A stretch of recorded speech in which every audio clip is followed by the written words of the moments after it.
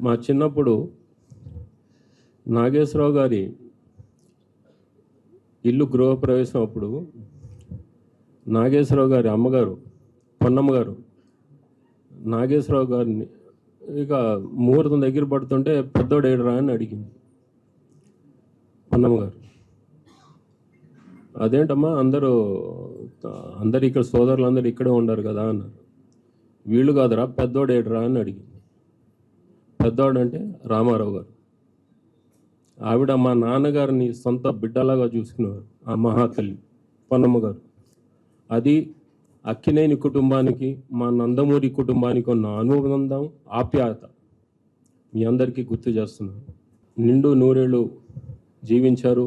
ఆవిడ ఆత్మకు శాంతి కలగాలని ఆ భగవంతుణ్ణి అలాగే ఆవిడ కుటుంబానికి మనోధైర్యాన్ని ప్రసాదించాలని ఆ భగవంతుడిని కోరుకుంటూ సెలవు తీసుకున్నాను.